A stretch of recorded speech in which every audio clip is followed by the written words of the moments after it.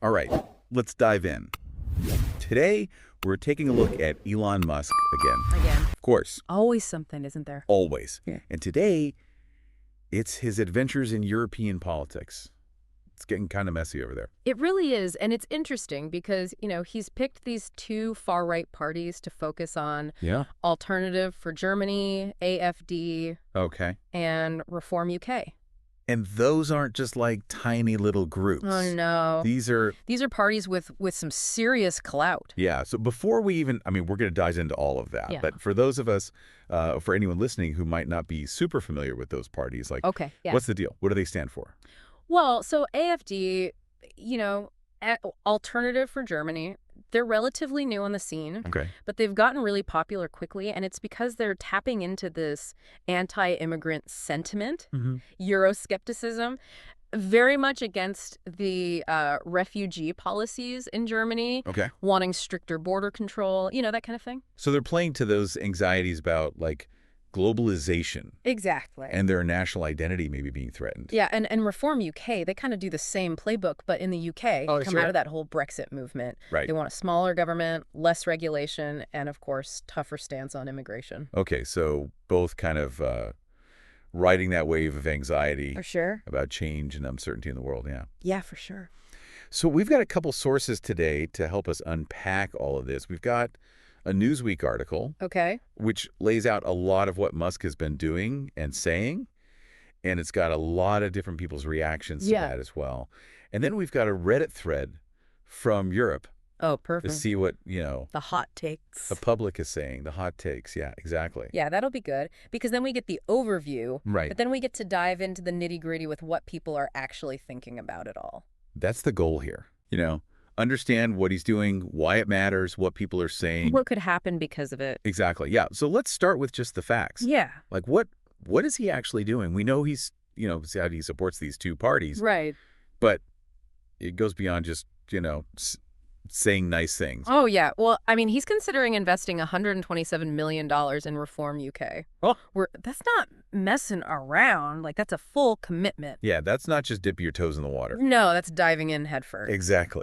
And on top of that, he said that AFD is the only party that can save Germany. Wow. And he's got an interview scheduled with their leader, Alice Weidel, on X right before the election. Oh, wow. That's, So the timing of that, come on. yeah, very strategic. Very strategic. It feels very strategic. Yeah, like he's trying to really give them a boost right when it counts the most. Totally. And then there's the whole Tommy Robinson thing, and this is where it gets really complicated. There's a whole other can of worms. Yeah, he is, for anyone who doesn't know, a major figure in the British far right.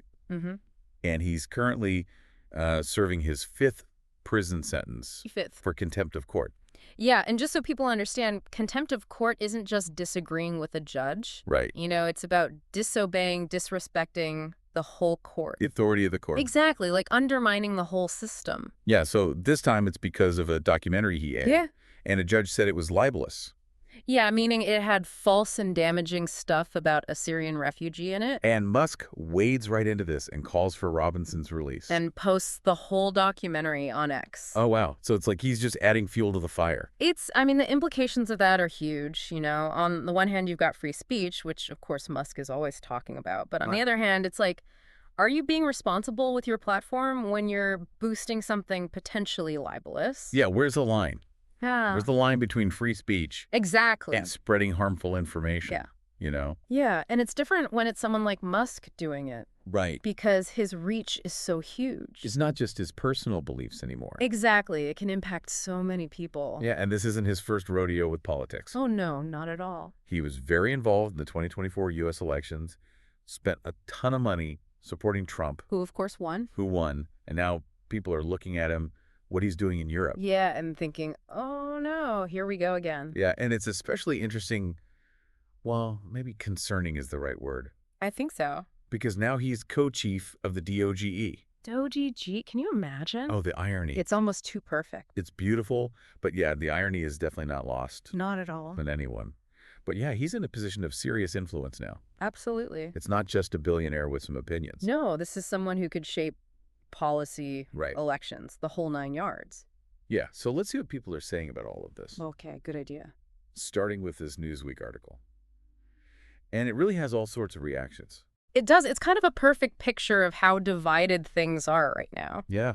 You know, you've got people like Liz Truss, former British Prime Minister, Right. praising Musk, saying he's a champion of free speech, and then others, like the creator of Veep, Armando Iannucci, Oh, wow. calling him a dangerous fool for supporting Robinson. So very strong opinions on both sides. Totally, yeah. And then there's that Reddit thread, which is just this explosion of all those fears and debates. Oh, it's fascinating to see it all play out in real time. Right, like a microcosm. Yeah, totally. All the anxieties that people are feeling. And some of the main themes that keep popping up, a lot of concern about his influence, Yeah. people calling him dangerous, a threat to democracy, even comparing him to, figures like Henry Ford, Whoa. who was, well, admired by Hitler. Yeah, okay, that's those are some pretty heavy comparisons. They are, even for the internet. But it shows just how seriously people are taking this. They're worried, and I think they're seeing a pattern here, right? This billionaire who wants to save the world, Yeah. but aligning himself with some pretty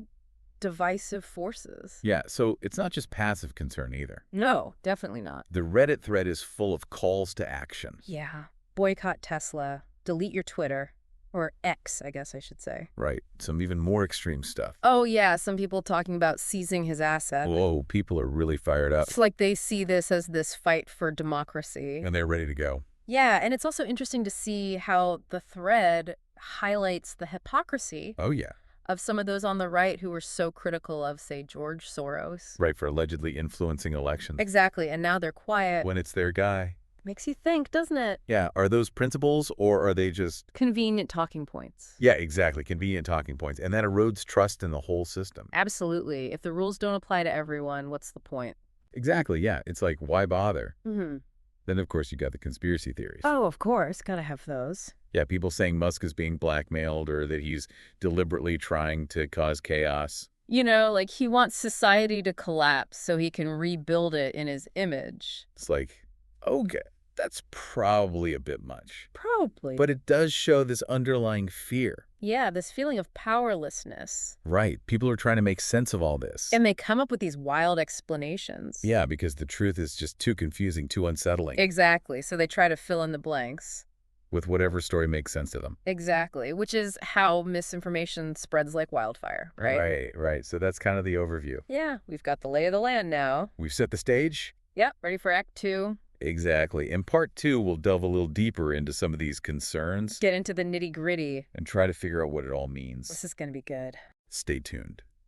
So one thing that keeps coming up, and it's a big one, is this whole idea of a billionaire basically having too much power. Yeah, I mean, it's a valid concern, especially when we're talking about elections. Right. Like we want to think that everyone has an equal say. Yeah, that's kind of the whole point, right? Exactly. But when you have someone like Musk with his money, his platform, Yeah.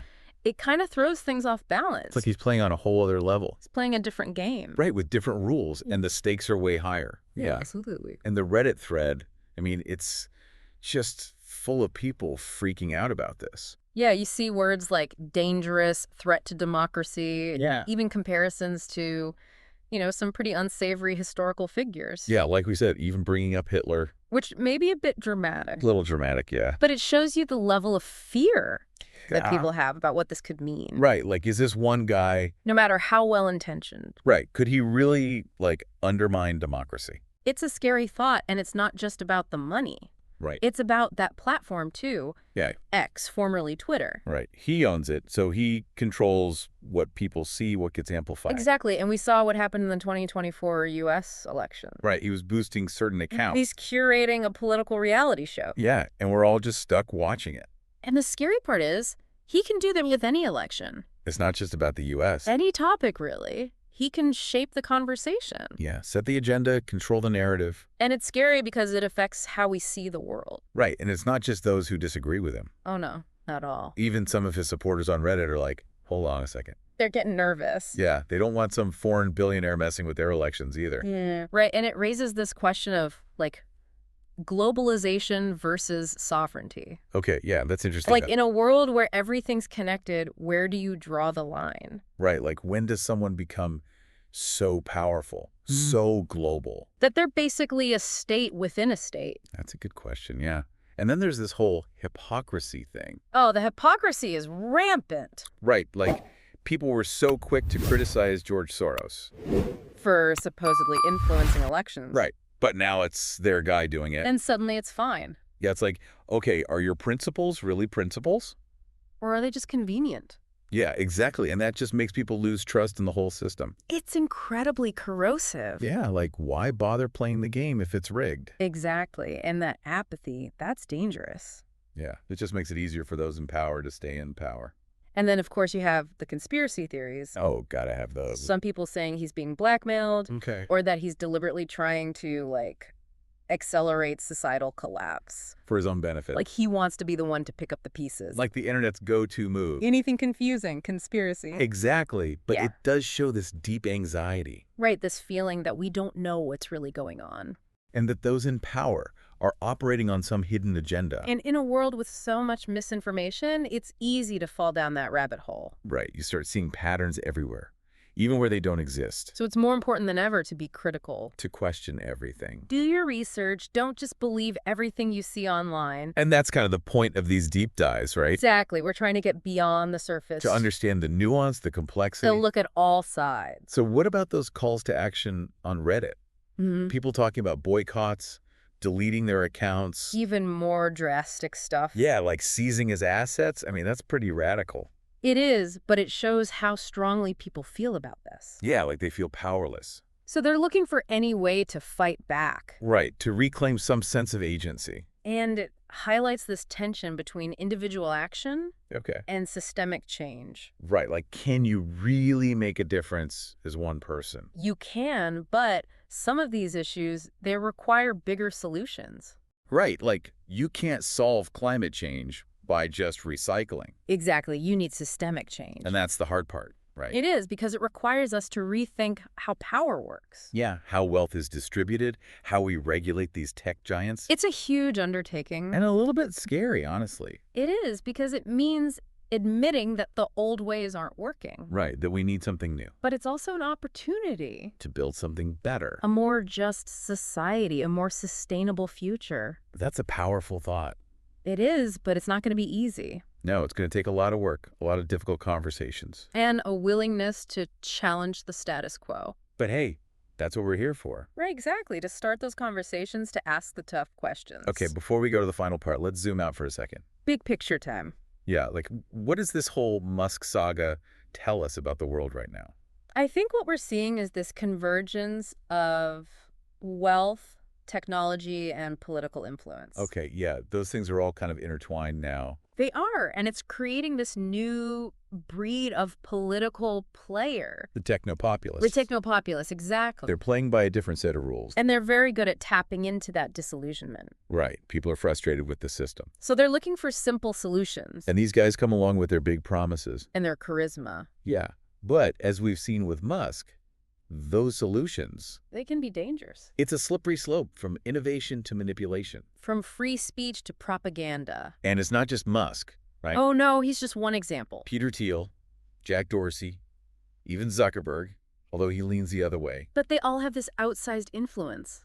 Yeah, tech and politics are inseparable now. So we need to be aware of that. Be skeptical, be critical. Exactly. So does this mean we're all just pawns in their game? Not necessarily. We still have agency. Okay, good. But we have to be informed. We have to participate. Right. Hold those in power accountable. Support systems that promote equality. Democracy is not a spectator sport. It's a full contact sport. You got to be in the game. And you got to play to win. Okay, that's a wrap on part 2 of our deep dive. We've covered a lot of ground. The anxieties, the hypocrisy, the conspiracy theories. And the big questions about power and influence. But we're not done yet. No, we've got one more part to go. We'll delve into Musk's motivations. Explore the potential outcomes of all this. And try to make sense of what it all means for the future of democracy. It's going to be a wild ride. So buckle up, and we'll see you in part 3. Okay, so we've laid it all out, all the craziness, the anxieties, the big questions. We've covered a lot of ground. But there's one biggie we haven't really tackled yet. Why? The $1 million question. Why is he doing this? Like, what's the end game here? Yeah, it's tricky, right? Because with Musk, you never really know. It's hard to pin down. Yeah, he's this mix of like free speech absolutist, but then also censoring people he doesn't like. Right, loves technology, but then worries about AI taking over. It's like he's always keeping us guessing. So let's try to break it down. Maybe, and this is maybe the simplest explanation, he just really believes in what these far-right parties are saying. Could be. I mean, he's definitely expressed those views before. Yeah, skeptical of government, big on individual freedom, worried about immigration. It's all very libertarian, which aligns with some of his other beliefs. And he's even compared himself to, get this, Winston Churchill. Wow. Okay. Yeah, like he sees himself as this defender of Western civilization. Fighting against the woke mob, the politically correct. Right, the enemies of free speech. But there's a difference between free speech and, like, amplifying harmful ideologies. Yeah, that's where it gets murky. Freedom without responsibility can be dangerous. And when you have someone like Musk with his platform giving these extremist voices a boost, It legitimizes them, makes them seem more mainstream. it's like, yeah, you can't shout fire in a crowded theater. There are limits. Exactly. Especially when it comes to inciting violence or spreading misinformation. Right. And even if he believes in these ideals, which maybe he does, are his methods actually helping? Good point. Like, is he actually making things better or worse? Is he strengthening democracy or weakening it by supporting these parties that have some pretty anti-democratic views? Yeah, it's tough to say what the long-term impact will be. It's a gamble, for sure. And let's not forget, this is Elon Musk we're talking about. Right. The guy's a brilliant businessman. Could there be a financial motive here, too? Possibly. I mean, remember how he talked about his Tesla factory in Berlin when he was justifying his support for AfD? Right, like maybe he sees this as a way to get on the good side of certain governments? Get some favorable regulations, boost his business? Yeah, it's not exactly unheard of for business leaders to, dabble in politics. Money talks. Money talks, exactly. But then again, he does things that don't make sense from a purely business perspective. Like pulling Tesla's advertising from Twitter. Yeah, that cost him millions. Alienated some of his shareholders. So maybe it's not just about the money. Right, like he's playing a longer game. A bigger game. Maybe he really does believe he can change the world. There's that grandiosity to him, that ambition. It's kind of exciting It is, but also a little scary. because who knows what he'll do next. And what the consequences might be. Right, which brings us back to those conspiracy theories. Oh, yeah. People saying he's being blackmailed or that he's deliberately trying to destroy society so he can rebuild it. It's like a Bond villain plot. I know, right? But it shows how much people are struggling to understand him. They're looking for answers, even if those answers are totally out there. And it speaks to this larger anxiety about, like, who's really in control. Right. Do we even understand the forces that are shaping our world? It's like we're living in a simulation. And Musk is the programmer. Whoa. Okay, maybe that's a bit much. Maybe. But even if those theories are crazy, the underlying concern is real. Absolutely. Like, what happens when someone has this much power? Right. Who holds them accountable? It's a question we need to be asking. Because power can be a dangerous thing. It can corrupt even the best of intentions. So what does this all mean for the future? What happens next? Honestly, it's anyone's guess. Right, but let's play a little game of what if. Okay, I like it. What if Musk actually succeeds? What if his involvement helps these far-right parties gain even more power?